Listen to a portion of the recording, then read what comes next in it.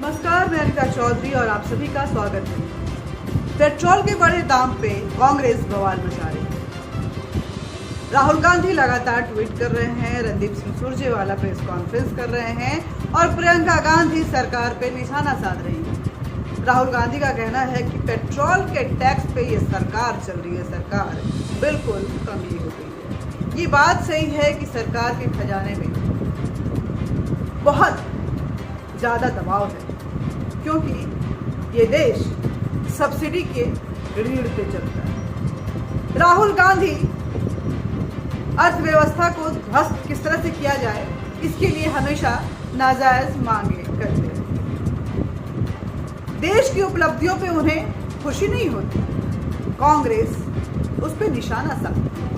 चीन के सुर में सुर मिलाकर पाकिस्तान को अपना साथ देकर इस सरकार को कटघरे में खड़ा करती है कांग्रेस आजकल कुछ इसी तरह की राजनीति में व्यस्त है, वो भी ग्राउंड पे जाके नहीं, ट्विटर के जरिए। कांग्रेस की राजनीति आजकल ट्विटर के जरिए चल रही है और भारत सरकार और ट्विटर में किस तरह की ठनी हुई है आप सब तो जानते ही हैं। राहुल गांधी ट्विटर के भी पक्षधर हैं, लेकिन पेट्रोल को लेकर के जिस तरह से वो बवाल मचा रहे हैं, तो आपके सामने कुछ तथ्य रखने जा रही हूँ, उसको गौर से सुनिएगा, समझिएगा और फिर जालसाजी के इस महाजाल को जरूर अपने दिमाग में बैठा लीजिए कि किस तरह से जब यूपीए की सरकार थी तो भारत को बर्बाद करने के लिए कैसे कैसे फैसले ले रही थी और इस देश को गिरवी रखने के लिए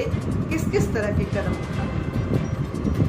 आज उसी का खामियाजा आपको भुगतना पड़ रहा है। जो निर्णय उस वक्त में लिए गए थे, वो निर्णय आज इस कदर भारी पड़ रहे हैं कि सरकार चाह कर भी कुछ नहीं कर सकती है।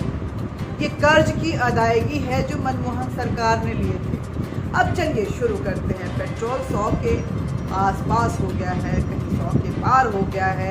राहुल गांधी इस पे सवाल खड़े कर रहे हैं, विपक्ष हैं तो सवाल खड़ा करना लाजमी भी है, लेकिन अपने कृत्यों को तो देख लेते हैं और उसके बाद सवालों की झड़ी लगाते हैं। जब उनकी सरकार थी तब वो तो विदेश भ्रमण में बिजी थे, उनको जरा भी चिंता नहीं थी कि आखिर देश के फायदे और नुकसान के लिए ये सरकार किस तरह के फैसले ले रही है। मतलब मेरे कहने का मतलब ये है कि जो फैसले मनमोहन सिंह ने लिए उसका खामियाजा प्रधानमंत्री मोदी चुका रहे हैं। मतलब करे मोहन मदमोहन, माफ कीजिएगा, करे मनमोहन और भरे मोदी। करे प्रधानमंत्री मनमोहन सिंह और भरे प्रधानमंत्री नरेंद्र मोदी। ये एक सिगोफा है, लेकिन इसको सिगोफा मत समझिएगा। ये एक लाइन जरूर है, लेकिन इसको सिगोफा मत समझिएगा। ये बहुत अंदर की बात है जो मैं बताने जा रही हूँ। शायद ये मेन स्ट्रीम मीडिया के किसी भी पटल पे आपको न पढ़ने के लिए मिलेगा न देखने के लिए मिलेगा, क्योंकि बात संजीदा है, तथ्यों पे आधारित है और आजकल चाहे वो प्रिंट मीडिया हो चाहे वो टेलीविज़न मीडिया हो, वो इतना दिमाग नहीं लगाना चाहती, लोगों को कुछ समझाना नहीं चाहती, बल्कि बरगलाने में विश्वास रखती है। 10 साल यूपीए की आर्थिक अय्याशियों की सज़ा आज हमारा देश भुगत रहा है, हम भुगत रहे हैं और पेट्रोल के इतने महंगे दाम हमें देने पड़ रहे हैं। इसको कोई नहीं रोक सकता था। अगर यूपीए की सरकार भी रहती तो पेट्रोल के दाम यही रहते, इससे भी कहीं ज़्यादा रहते। कांग्रेस पार्टी द्वारा प्रायोजित कथित महान अर्थशास्त्री मनमोहन सिंह ने साल 2008 में एक बयान दिया। मनमोहन सिंह ने कहा था कि मैं देश को ये याद दिलवाना चाहता हूँ कि तेल कंपनियों को तेल बॉन्ड जारी करना प्रॉब्लम का परमानेंट सॉल्यूशन है। तेल बॉन्ड, या सुनिए गौर से ये लाइन, मनमोहन सिंह ने कहा था उस वक्त में 2008 में कि तेल कंपनियों को तेल बॉन्ड जारी करना ही इस प्रॉब्लम का परमानेंट सॉल्यूशन नहीं है। ये पैसा कल हमारे बच्चों को चुकाना पड़ेगा। कर्ज का ये बोझ आने वाले समय में हमारे आने वाले बच्चों को उठाना पड़ेगा। कुछ याद आया कि नहीं याद आया? ये बयान नहीं याद आया? ज़रूर याद कीजिए। अगर नहीं याद आया तो हम तफ्तीश से तसल्ली से आपको बता रहे हैं। 10 साल पहले तक कांग्रेस के द्वारा प्रायोजित कथित महान अर्थशास्त्री मनमोहन सिंह इसी तरह हमेशा इकोनॉमी को लेकर रोते रहते थे कि हम जो करेंगे उसका खामियाजा हमारी पीढ़ियों को भुगतना पड़ेगा, इसलिए हम ये नहीं करेंगे, क्योंकि पीढ़ियों को भुगतना पड़ेगा। वो पीढ़ियां हम ही थे जो भुगत रहे हैं। कोई आर्थिक सुधार वो कभी नहीं किए।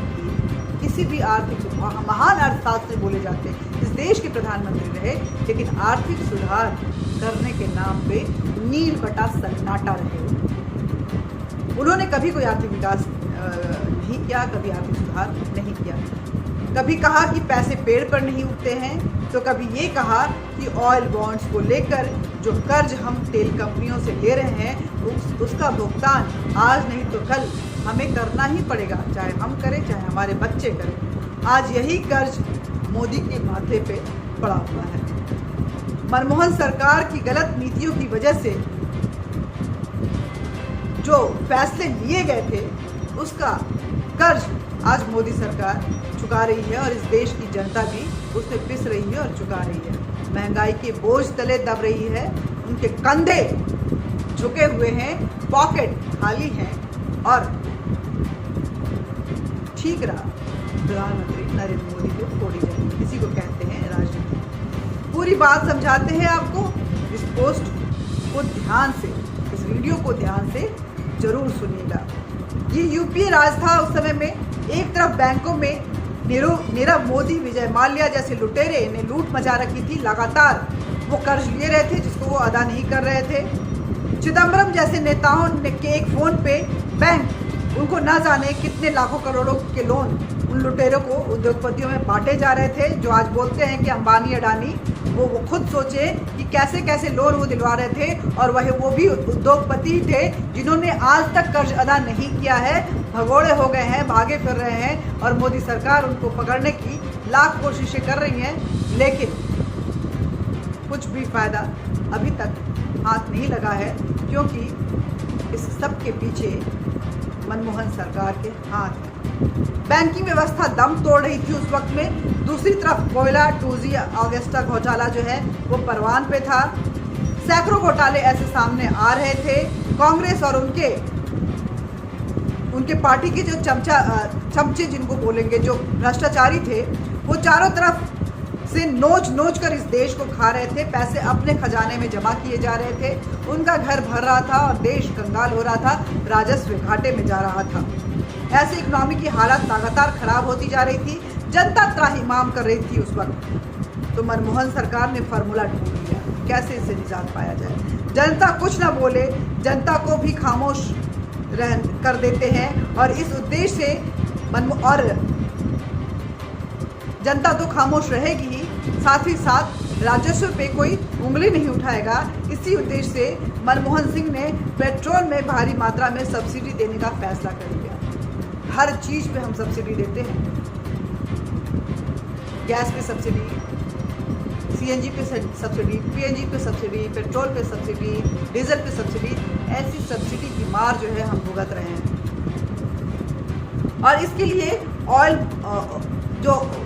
बॉन्ड्स हैं उनका फार्मूला ढूंढ लिया। ऑयल बॉन्ड के जरिए वो साल 2008 में मनमोहन सरकार ने तेल कंपनियों को करीब 30 लाख करोड़ से ज़्यादा की कीमत के ऑयल बॉन्ड्स जारी कर दिए। इन बॉन्ड्स से एक तरफ तेल की कंपनियों को दिया गया गारंटी दस्तावेज था कि अभी हम आपको सब्सिडी वाला पेट्रोल, तो बाद में हम आपको इस ऑयल बॉन्ड्स की कीमत, अभी आप हमको, मतलब ये कहा गया इस बॉन्ड्स के जरिए में कि अभी आप हमको सब्सिडी वाला पेट्रोल दो, बाद में हम आपको इसकी कीमत चुका देंगे। दुर्भाग्य की बात यह है कि उस वक्त की सरकार 8% से ज़्यादा के ब्याज पर ऑयल बॉन्ड्स जारी किए। आप समझ रहे हैं कि क्या हुआ था उस वक्त।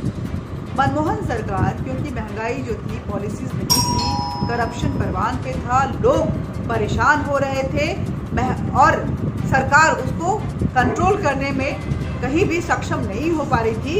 इन सब को देखते हुए मनमोहन सरकार ने सोचा कि जनता को किस तरह से खुश किया जाए, राजी किया जाए।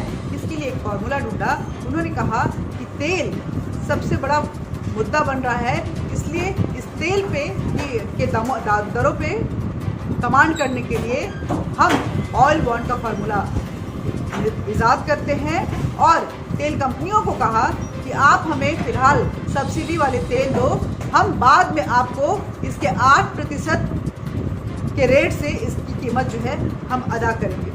साल 2004 से साल 2014 तक देश की जनता को सब्सिडी वाला पेट्रोल मिलता रहा, लाखों करोड़ों की सब्सिडी दी गई, यानी यूपीए राज में कर्ज लो और घी में नहाओ, यही फार्मूला अपनाया गया। देश की जनता को सस्ता पेट्रोल मिल रहा था, जनता खुश थी कि सरकार देखो किस तरह से लगाम लगा रही है। उन्हें क्या पता था कि आने वाले दिनों में उन पर कितनी बड़ी गाज गिरने वाली है। लेकिन अब यूपीए की सरकार द्वारा ऑयल बॉन्ड्स की वजह से साल 2026 तक आपको, यानी कि देश की जनता को, इस देश की सरकार को ऑयल बॉन्ड्स के लिए 31,000 करोड़ रुपए देने होंगे। तेल कंपनियों को ये कीमत जो है सरकार 2026 तक अदा करेगी। तब तक सरकार को इस तरह की परिस्थितियों का सामना और जनता को इस तरह की परिस्थितियों का सामना करते ही रहना पड़ेगा। यानी हालात ये हैं कि मोदी सरकार को तेल कंपनियों के कर्ज का मूलधन चुकाना ही पड़ रहा है और साथ ही साथ 8% के हिसाब से दिया गया ब्याज भी हर महीने 10,000 रुपये चुकाने पड़ रहे हैं। 10,000 करोड़ रुपये जो हैं वो चुकाने पड़ रहे हैं। 10,000 करोड़ रुपये के हिसाब से अनुमान लगाएं तो अब तक हजारों करोड़ रुपए हमने जनता की इस टैक्स वाली मनी का उन तेल कंपनियों को चुकाया है और आगे अभी 2026 तक चुकाते रहेंगे। अगर इसी तरह से कंसिस्टेंटली हम चुकाते रहेंगे तभी जाके हम इस पर कुछ लगाम पा सकते हैं। और ये सब इसलिए हुआ क्योंकि मनमोहन सरकार में ज़बरदस्त आर्थिक अय्याशी वाली पॉलिसी चल रही थी, जहाँ पे सब्सिडी, भ्रष्टाचार और घोटाला ये तीनों समाहित था। अब उस कांग्रेस पार्टी द्वारा शासित राज्यों में जानबूझकर पेट्रोल पर जबरदस्त टैक्स भी लगा रखा है। महाराष्ट्र की राज्य सरकार की तरफ से पेट्रोल पर 26 रुपये का कुल टैक्स लगाया गया है। अगर पेट्रोल के दाम की चिंता है तो महाराष्ट्र की सरकार ये फैसला क्यों नहीं वापस ले लेती?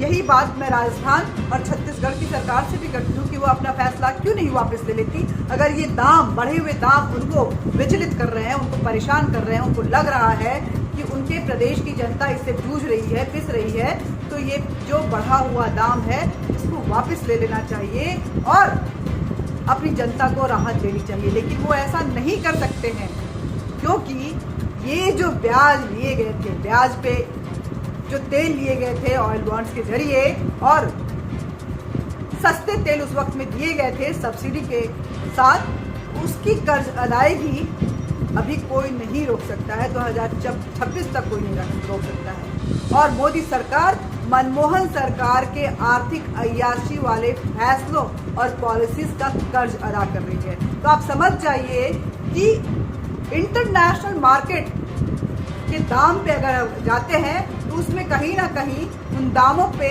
आप ये 8% वाली ऑयल बॉन्ड पॉलिसीज जो हैं उनको भी जरूर जोड़ दीजिए। उसके बाद इस तेल के दाम को आप खुद निर्धारित कीजिए, तब आपको पता चलेगा कि सरकार कितना आपसे तेल के नाम पे मुनाफाखोरी कर रही है। कहने का मतलब ये है कि आप समझने की कोशिश कीजिए, सरकार इस देश के हर एक कर्ज को खत्म करना चाहती है। इस देश के राजस्व को उन्नति और कर्ज मुक्त करके उसको प्रॉफिट में लाने की कोशिश कर रही है और कहीं ना कहीं इस प्रॉफिट एरा में जाने के लिए हम सबको भी अपनी भागीदारी निभानी पड़ेगी। नमस्कार, ये अंदर की बात है। मैंने बोला कि गौर से सुनिएगा, ये पूरा वीडियो सुनिएगा और उसके बाद लोगों से शेयर जरूर कीजिए ताकि उनको पता चलनी चाहिए कि किस तरह के घोटाले और घपलेबाजी यूपीए के समय में चल रहा था। मनमोहन जी जो कि बहुत बड़े अर्थशास्त्री थे, उन्होंने किस तरह की अर्थनीति को इस देश की आर्थिक व्यवस्था और अर्थनीति का बंटाधार किया हुआ था, और आज उसका खामियाजा इस देश की जनता को भी भुगतना पड़ रहा है और इस देश की मौजूदा सरकार को। वीडियो को ज़्यादा से ज़्यादा शेयर कीजिए, लाइक कीजिए, सब्सक्राइब कीजिए और अपने सुझाव कमेंट बॉक्स में कीजिए। नमस्कार, जय भारत, जय हिंद।